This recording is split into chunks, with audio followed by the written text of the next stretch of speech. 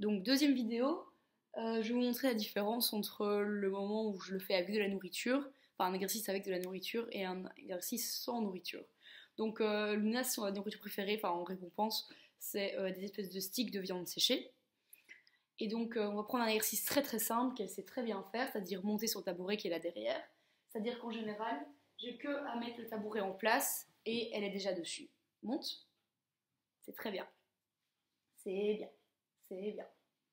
Donc voilà, ici, en général, quand je lui demande deux, trois fois, descends.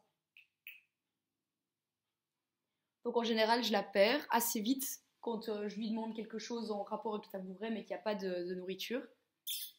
Descends. Donc voilà, elle connaît très bien le tabouret et elle sait que c'est l'endroit où elle a sa nourriture et en général, elle ne veut pas descendre. Descends. Descends.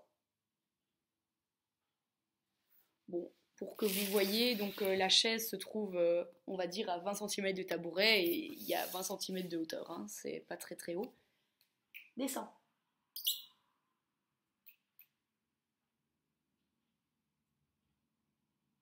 Voilà, donc on voit bien qu'en gros, elle veut pas le faire, alors qu'elle connaît parfaitement l'ordre et qu'elle le fait parfaitement d'habitude. Enfin, c'est-à-dire, elle le fait parfaitement avec la nourriture. Donc maintenant, je vais vous montrer la différence. Je vais chercher la nourriture.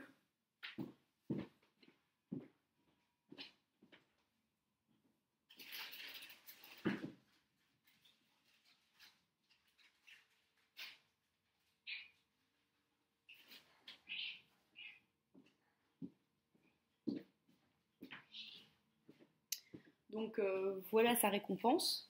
Alors heureusement, c'est pas comme avec un cheval, c'est-à-dire qu'avec un cheval, il faudrait mettre des règles. Enfin bon, enfin, on va la faire des exercices pour être sûr que ça ne devienne pas envahissant, etc. Avec un chat, c'est limité ces exercices-là. N'empêche que là, on voit déjà qu'elle est à fond, donc elle a la queue qui fouaille et elle sait très bien que dans ma main, il y a la nourriture. Et là, par contre, elle est vachement plus concentrée, c'est-à-dire qu'il n'y a plus les problèmes de parasitaires du style je frotte mes joues sur les coins du tabouret, quoi. Donc là, je pourrais lui demander n'importe quoi et elle le ferait directement. Donc par exemple, un petit exemple, si je lui demande de, voilà, fais la belle, c'est très bien. J'ai qu'à lui montrer le signe avec la main et elle le fait tout de suite, quoi. Fais la belle, c'est bien. Ok. Et maintenant, je vais lui redemander de descendre et on va voir la différence. Dis, on va voir la différence. Descends, descends, descends. Donc voilà, je vais lui demander trois fois, alors que tantôt, même après 10 tentatives, j'avais toujours même pas, ne fût-ce que son attention, quoi. Maintenant, si je lui redemande, monte. Ok, très bien. Voilà. Fais la belle. Non, c'est pas assez bien. Fais la belle. Non. Fais la belle. Non. Fais la belle. Non. Fais la belle. Oui, c'est bien. C'est bien. Ok. Donc là, vous voyez vraiment comment, quand il y a de la nourriture dans le truc, elle commence directement à perdre la tête et elle pense plus qu'à ça. Donc je suis obligée parfois de lui demander juste un exercice bien fait et simple et calme, où elle ne me griffe pas et où elle attaque, enfin elle vient pas chercher la nourriture avec ses dents ou ses griffes, quoi. Je vais lui redemander de descendre, on va voir combien de temps ça met. Descends. Voilà, première fois. Là, j'ai même plus besoin de lui demander quatre fois, quoi. Monte. Oui, c'est bien. Descends. Voilà. Donc on voit directement la différence entre et la motivation d'un côté et la capture de l'attention. Voilà, elle propose même des choses pour avoir son truc, mais vu que je ne l'ai pas demandé, je ne vais pas récompenser parce que c'est déjà un exercice acquis. Donc là, elle est dans la phase go ou not go.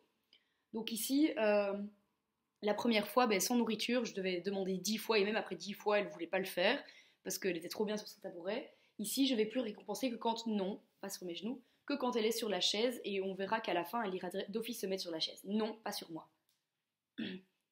Monte. Oui. Descends. Oui. C'est bien. Monte. Oui.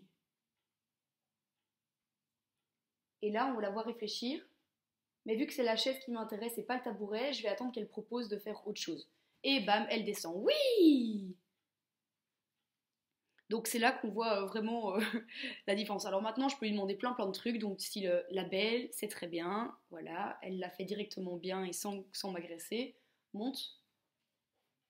la belle, la belle, la belle. Allez. Oui! Bon, c'est au niveau du ré, c'était pas extra, mais n'empêche que ça fait mieux que d'habitude, quoi. Fais la belle. Oui! C'est très bien, ça. Et alors, un dernier petit exercice qu'on a répété ces derniers temps, mais qui est quand même pas encore parfait, c'est la patte du lion. Donc, descends, descends. Luna, la patte du lion. Fais la patte du lion. La patte du lion. Fais la patte du lion. Oui, ça c'est bien. Donc voilà. En fait, à terme, j'aimerais bien lui apprendre le tchèque, proposer ma main et que sa patte vienne sur ma main. Mais pour l'instant, on n'en est pas encore là du tout. C'est-à-dire que pour l'instant, je lui apprends à suivre, voilà, ma main avec sa seconde patte et j'ai une main posée sur la chaise. Descends. Patte du lion. Patte du lion.